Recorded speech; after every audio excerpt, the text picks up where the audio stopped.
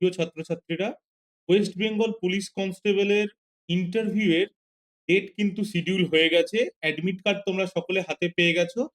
এখন আর অল্প কিছুদিনই সময়, তোমরা সবাই জেনে গেছো কার কবে পরীক্ষা। তো এই অল্প কিছুদিনের মধ্যে সঠিক প্রস্তুতির জন্য বেঙ্গল গুরুকুল তোমাদের জন্য অনলাইন এবং অফলাইনে মক ইন্টারভিউয়ের একটি প্ল্যাটফর্ম রেডি করেছে, যেখানে তোমরা নিজেদেরকে যাচাই করে নিতে পারবে যে তোমরা ইন্টারভিউয়ের জন্য কতটা প্রস্তুত। এবার এখানে তোমরা পুরোপুরি এক্সাম লাইক ইন্টারভিউ পাবে। এই ভিডিওটি শেষে আমি একটি আমাদের অনলাইন এবং একটি অফলাইন ভিডিও দিয়ে দিচ্ছি, তোমরা ভিডিওটি দেখে নাও এবং ভালোভাবে ইন্টারভিউয়ের জন্য প্রস্তুত হয়ে যাও। দেবকুমার, আপনি নিজের সম্বন্ধে কিছু বলেন। স্যার, আমার নাম দেবকুমার প্রামাণিক। আমার বাবার নাম বৈদ্যনাথ প্রামাণিক, মায়ের নাম ঝর্ণা প্রামাণিক। আমি উত্তর চব্বিশ পরগনা জেলার জেঠিয়া থানার অন্তর্গত পলাশী গ্রাম থেকে আসছি এবং আমি 2025 সালে নেতাজি সুভাষ মুক্ত বিশ্ববিদ্যালয় থেকে হিস্ট্রি অনার্সে গ্র্যাজুয়েশন করেছি। বর্তমানে আপনি কি করছেন? বর্তমানে আমি চাকরির চেষ্টায় রয়েছি এবং কম্পিটিটিভ এক্সামের জন্য পড়াশোনা করছি। আর কোনো পরীক্ষা পাশ করেছেন? আম, এর আগে যে পিএসসি ক্লার্কশিপ এক্সাম ছিল সেটার মেন্স আমি দিয়ে এসেছি। পুলিশের জব কেন করতে চান? স্যার, ছোটবেলা থেকে ইউনিফর্ম জবের প্রতি আমার একটি আকর্ষণ ছিল এবং আইন শৃঙ্খলার মধ্যে থেকে আমি এই চাকরির মাধ্যমে মানুষের সেবা করতে পারবো। এছাড়াও আমি বর্তমানে বেকার। এই চাকরিটি পেলে আমি সামাজিক এবং আর্থিকভাবে প্রতিষ্ঠিত হতে পারবো, এই জন্যই আমি পুলিশের চাকরিটি করতে চাই। আচ্ছা, আপনি পিএসসি ক্লার্কশিপ দিয়েছেন, ওটাও গ্রুপ সি ক্লারিক্যাল ক্যাডার, এবং আপনাদের যে পুলিশ কনস্টেবল রিক্রুটমেন্ট বেটার হচ্ছে জব। এটাও গ্রুপ সি। দুটো জবের মধ্যে আপনি কোনটাকে চুজ করবেন? না, ক্লার্কশিপ বেটার জব, ক্লার্কশিপ।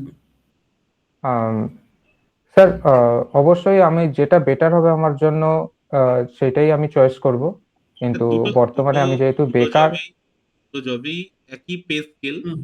হ্যাঁ, সেক্ষেত্রে কোনটা কোনটা সিলেক্ট করবেন? স্যার, কনস্টেবল সিলেক্ট ইউনিফর্ম করবেন না জবের ক্লার্ক? প্রতি আমার একটি আকর্ষণ আগে থেকেই ছিল। যেহেতু দুটি জব সমানই, তাই আমি পুলিশকেই এখন চয়েস করব। ক্লার্কশিপে তো আপনি পুলিশের অনেক জবে তো ছুটি ছাটা হেক্টিক বেশি পুলিশ। পাবেন, ফ্যামিলির সঙ্গে অনেক বেশি সময় কাটাতে পারবেন, নিজে চাইলে অন্য কিছু করতে চাইলে করতে পারবেন। কিন্তু কনস্টেবলের জবে কিন্তু পুলিশের সেই জব তো প্রভিশন নেই। এখানে কিন্তু আপনাকে 24/7, যে কোনো গভর্নমেন্ট জবে প্রত্যেকটা ক্যান্ডিডেটকে 24/7ই এঙ্গেজ থাকতে হয়। বাট ক্লার্কশিপের জবের ক্ষেত্রে অনেকটা ছুটি ছাটা আমরা উপভোগ করে থাকি। কিন্তু যেটা পুলিশের কনস্টেবলে বা পুলিশের জবে নেই যে সুযোগ সুবিধা, সেক্ষেত্রে আপনি এই বিষয়বস্তুটাকে মাথায় রেখে কোনটা চুজ করবেন? স্যার, আমি ফর্ম ফিল আপ করার আগে থেকেই ভেবেছিলাম যদি আমি কনস্টেবলের জব পাই তাহলে আমার মনে হয় না 24/7 জবের জন্য আমার কোনো রকম অসুবিধা হবে। হ্যাঁ, এটা ঠিক, পিএসসি ক্লার্কশিপে আমি পরিবারের সাথে বেশি সময় কাটাতে পারবো, কিন্তু ইউনিফর্ম জবের প্রতি আমার একটি আকর্ষণ আছে এবং ওই জবটি পেলে আমি অবশ্যই কনস্টেবলের জবটা করব। ঠিক আছে। আপনার গ্র্যাজুয়েশনের সাবজেক্ট কি ছিল? History honours. হিস্ট্রির কোন পার্টটা সব থেকে বেশি ভালো লাগে? স্যার, অ্যানশিয়েন্ট এবং মেডিভেল। অ্যানসেন্ট হিস্ট্রি আপনার ভালো লাগে। আহ, ভারতবর্ষের যে ইতিহাস, সেখানে প্রস্তর যুগের কটা ভাগ? প্রস্তর যুগের সাধারণত তিনটি ভাগ: প্রাচীন প্রস্তর যুগ, মধ্য প্রস্তর যুগ এবং নব্য প্রস্তর যুগ। আচ্ছা, আপনি তাম্র প্রস্তর যুগ বলে কোনো প্রস্তর যুগ শুনেছেন? তাম্র প্রস্তর যুগ, যেটাকে নব্য প্রস্তর যুগের মধ্যেই পড়ে, তামা আবিষ্কার হওয়ার পর সেটি যে যুগটি নতুন ভাবে শুরু হয় সেটাকে তাম্র নব্য প্রস্তর যুগ বলা হয়। এটা টাইম পিরিয়ড বলতে পারেন? টাইম পিরিয়ডটা আমার ঠিক এই মুহূর্তে মনে নেই। আচ্ছা, দুটো বিষয় বলুন। মানুষ কোন ধাতুর ব্যবহার সবার প্রথম শেখে, এবং কোন প্রাণীকে সবার প্রথম পোষ মানে? সবার প্রথম মানুষ তামা ধাতু আবিষ্কার করে এবং সেটিরই ব্যবহার শেখে। যদি আমরা প্রাণীর কথা বলি তাহলে কুকুর সবার প্রথম মানুষের পোষ মানে। আর কোন সময় আগুনের ব্যবহার শেখে মানুষ? মানুষ মধ্যপ্রস্তর যুগে আগুনের ব্যবহার শেখে। আচ্ছা, বর্তমান আচ্ছা, আগুনের অ্যাডমিনিস্ট্রেশনে ব্যবহার শেখায়। আগুনের ব্যবহার শেখার ফলে মানুষের জীবন এবং জীবনের যে মানুষের মানব সভ্যতার যে পরিবর্তন, আগুনের ব্যবহার শেখার ফলে যে পরিবর্তন ঘটেছে, তার দুটো দিক বলুন। আগুনের ব্যবহার শেখার পর মানুষের জীবনে সামাজিকভাবে পরিবর্তন ঘটেছে। কারণ মানুষ আগে কাঁচা মাংস খেত এবং আগুনের ব্যবহার হওয়ার পর মানে আগুনের ব্যবহার করে মাংসকে পুড়িয়ে খেতে শিখেছে। এছাড়াও যখন মানুষ তামা এছাড়াও অন্য রকম ধাতু আবিষ্কার করে, সেই ধাতুগুলিকে নানা রকম অস্ত্রের এবং নানা রকম মাপ দেওয়ার জন্য মানুষ আগুনের ব্যবহার করে। আচ্ছা, মহাত্মা গান্ধী, মহাত্মা গান্ধীর নাম শুনেছেন? হ্যাঁ স্যার। মহাত্মা গান্ধীর করা প্রথম সত্যাগ্রহ কোনটি? ভারতে আসার পর মহাত্মা গান্ধী প্রথম যে সত্যাগ্রহটা করে সেটা হলো চম্পারণ সত্যাগ্রহ। এছাড়াও তিনি খেডা সত্যাগ্রহ করেছেন, আহমেদাবাদ মিল ধর্মঘট করেছেন। না, ভারতের কথা বলছি না আমি। তার জীবনের আহ, প্রথম সত্যাগ্রহ কি? আর জীবনের প্রথম সত্যাগ্রহ সম্বন্ধে আমার কিছু অতটা জানা নেই। আচ্ছা, সেটা মহাত্মা কোথায় গান্ধী করেছিলেন জানেন? ব্যারিস্টার ছিলেন? আহ, উনি আম, উনি সাউথ আফ্রিকায় ছিলেন, ওখানেই উনি সত্যাগ্রহ করেছিলেন, এটা আমার ধারণা। মহাত্মা গান্ধী তো একজন ব্যারিস্টার ছিলেন। হ্যাঁ স্যার। আচ্ছা, একজন ব্যারিস্টার আর একজন লয়ারের মধ্যে পার্থক্য কি? আমার এই অ্যাডভোকেট আর মুহূর্তে লয়ারের মধ্যে এটি সম্বন্ধে আমি জানি না স্যার। সম্পর্কে জানেন, তাই তো? ঠিক আছে, এটা শুনে নিন, কাজে লাগবে হয়তো। যারা ইংল্যান্ড আর সাউথ আফ্রিকা থেকে ল পাশ করেন তারা ব্যারিস্টার। Okay sir. বাকিরা লয়। আচ্ছা, মহাত্মা গান্ধীর ন্যাশনাল ইন্ডিয়ান ন্যাশনাল মুভমেন্টে মহাত্মা গান্ধী, প্রি মহাত্মা গান্ধী এরা আছে, তারপরে মহাত্মা গান্ধী আসার পরে মহাত্মা গান্ধীর এরা আছে। তো এই জিনিসটা বলতে পারবে যে আগেও তো ইন্ডিয়ান ন্যাশনাল মুভমেন্ট চলছিল, আইএনসি তৈরি হলো, মডারেটসরা আসলেন, এক্সট্রিমিস্টরা আসলেন, সেইখান থেকে যখন গান্ধী আসলেন, তা এই যে ন্যাশনাল মুভমেন্টের একটা পরিবর্তন ঘটলো, যে সেই মূল পরিবর্তনটা কি সেটা বলতে পারবেন? স্যার, প্রি মহাত্মা গান্ধী এরাতে ভারতে কংগ্রেসের সাধারণত দুটি দল ছিল, চরমপন্থী এবং নরমপন্থী। কোনো স্বাভাবিক নেতা ছিলেন না যাকে ধরে আমাদের ভারতের মানে বিদ্রোহটা এগোয়।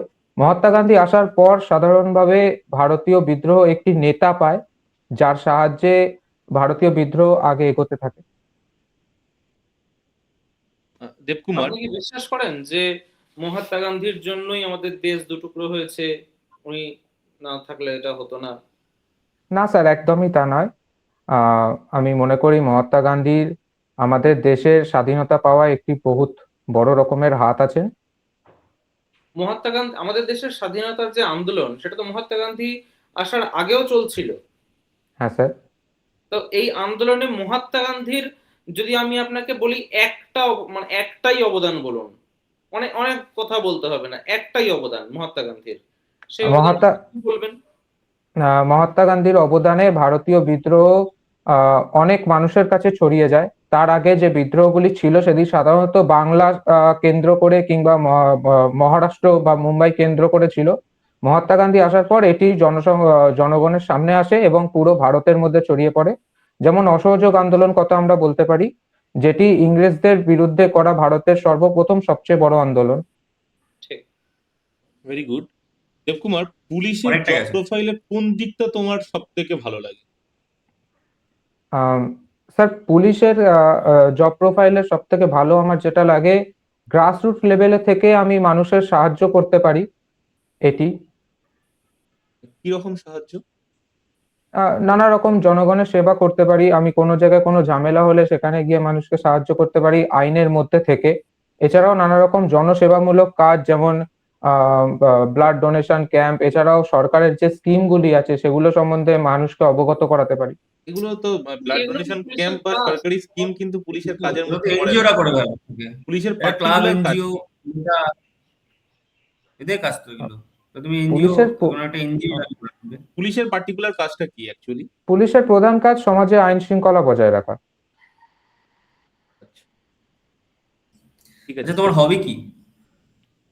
সেরকম ভাবে আমার কোনো হবি নেই, তবে ফাঁকা সময় আমি একটু কার্টুন দেখতে পছন্দ করি। কার্টুন দেখতে পছন্দ করেন? হ্যাঁ স্যার। আচ্ছা, টিনটিন এই কার্টুনটির জনককে? সরি স্যার, আমার জানা নেই। বাংলার, আমাদের এই পশ্চিমবঙ্গের এক, যদি আমি আপনাকে মানে one of the most prominent cartoonist বলতে বলি, তাহলে আপনি কার নাম বলবেন?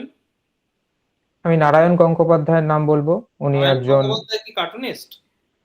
হ্যাঁ উনি উনি কিছু চরিত্র করেছেন যেগুলো আমাদের এখানে টিভিতে কার্টুন হিসেবে দেখানো হয়। আপনি একটা নাম বলুন তো। হাদাভোদা আছে। এটা নারায়ণ গঙ্গোপাধ্যায়ের? আমার ঠিক মনে পড়ছে না, তবে এরকমই হবে। আপনি কি নারায়ণ দেবনাথের সাথে গুলিয়ে ফেলছেন? হ্যাঁ স্যার। আচ্ছা, আচ্ছা, আমরা একটা খুব পপুলার কার্টুন, সেটা হচ্ছে মোটু পাতলু, হ্যাঁ স্যার। দেখেছেন নিশ্চয়ই।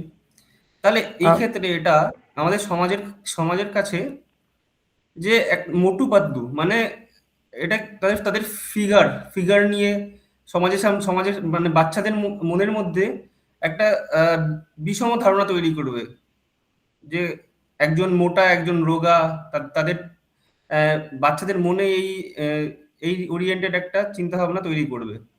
আহ, তো সেটা তো সমাজের পক্ষে মানে ক্ষতিকারক। আপনি এটাকে কিভাবে দেখছেন?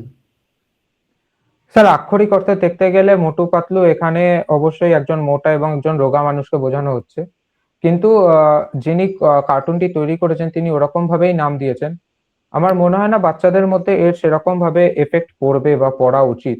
যদিও পড়ে, তাহলে বাচ্চাদের বাবা মায়ের সেটা দেখা উচিত যে যেন তারা এইটিকে নিজের চরিত্রের মধ্যে বা মানে সামনের লোককে যারা আছে তাদেরকে সেরকম যেন না বলে। অবশ্যই বাচ্চারা নিজের মা বাবার সুপারভিশনের থেকেই কার্টুন দেখছেন, তো সেই বিষয়ে বাচ্চার মা বাবার একটু খেয়াল রাখা উচিত।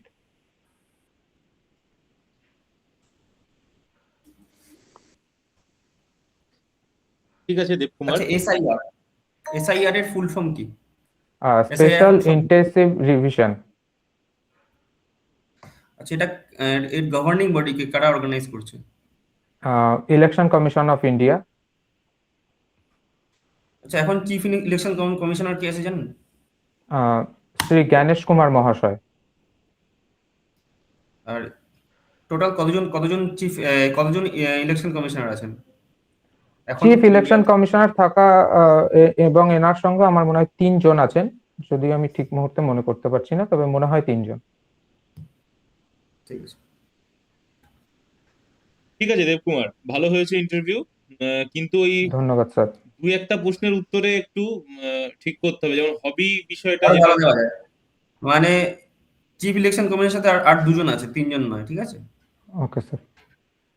আরেকটা বিষয় যেটা হচ্ছে যে ওই মানে সিচুয়েশন বেস কোশ্চেন তো ঠিক আছে, যেটা মানে যেমন ওই যে কার্টুনের থেকে যে প্রশ্নটা এসেছে ওটা অরিন্দম স্যারই বলবেন যে যে বিষয়টা উত্তর দিলে তুমি।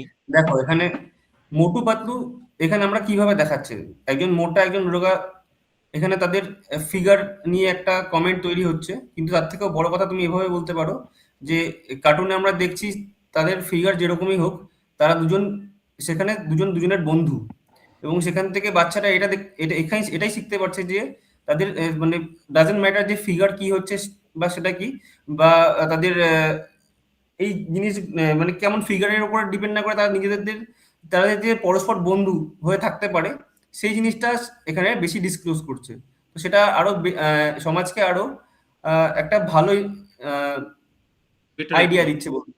হুম। এটা একটা বেটার অ্যাপ্রোচ। আর ওদের যে হিরোইক অ্যাক্টিভিটিস সেগুলো মানে আহ, তাদের যে ফিগার বা এই বিষয়টাকে ছাপিয়ে যাচ্ছে, তাদের হিরোইক অ্যাক্টিভিটি যেরকম মানুষ যেরকমই হোক তাদের মধ্যে যে নায়ক সত্তা তাকে জাগিয়ে তুলতে পারে, এরকম একটা পজিটিভ উত্তর আশা করছিলাম তোমার কাছ থেকে। যাই হোক, ওভারঅল ইন্টারভিউ ভালো হয়েছে। হিস্ট্রির নলেজ ওগুলো বিষয়ে সব ঠিকই এসেছে। যেগুলো হচ্ছে তোমার হ্যাঁ, টোটাল সাউথ আফ্রিকা পার্সোনালিটি। দেখে দেখে নেবে প্রথম কি ছিল ওটা, নাতাল মনে ছিল, নাতাল নাতাল সত্যাগ্রহ প্রথম করেছিলেন উনি সাউথ আফ্রিকায়। হ্যাঁ, সাউথ আফ্রিকার ওকে স্যার। ওটা ওগুলো যেমন হচ্ছে মডার্ন ইন্ডিয়া থেকে প্রশ্ন আসলে গান্ধীজি উঠে আসবেই, আর এখান থেকে এই প্রশ্নগুলো আসতে পারে, ঠিক আছে। আর ওভারঅল ইন্টারভিউ ভালো ভালো হয়েছে, বাকি স্যাররা বডি যদি। ল্যাঙ্গুয়েজ ভালো ধন্যবাদ আছে। স্যার। হ্যাঁ, বডি ল্যাঙ্গুয়েজ ঠিক আছে। ঠিক আছে, কনফিডেন্স ঠিক আছে। এটাকে মেনটেন করো, আর তাহলে আমরা সিলেকশনে দেখতে পাবো তোমাকে, ঠিক আছে। আর বাকিরাও এই ব্যাপারটাকে ফলো করো, যে দেবকুমার কিন্তু খুব ভালো ইন্টারভিউ দিয়েছে, ও যে বডি ল্যাঙ্গুয়েজটা মেনটেন করছে, যেভাবে উত্তর দিচ্ছে, এবং ও যতটা পড়াশুনো করেছে ইন্টারভিউ এর বিষয়ে বা বাকি জিকের বিষয়ে, সেইগুলো কিন্তু তোমরা করলে তোমরা এই স্মার্টনেসটাকে হ্যান্ডেল করতে পারবে বা এরকম ভাবে ইন্টারভিউ গুলো দিতে পারবে, ঠিক আছে। আচ্ছা, চলো আজ দেবকুমারের আজকে ইন্টারভিউ এন্ড করছি, পরের ইন্টারভিউতে তুমি বাকিদের ইন্টারভিউ গুলো ফলো করো, ও কিন্তু প্রত্যেকদিন সাইড ক্লাসগুলো আছে, দেখে, সাইড Okay. সবার ক্লাসগুলো দেখে দেবকুমার।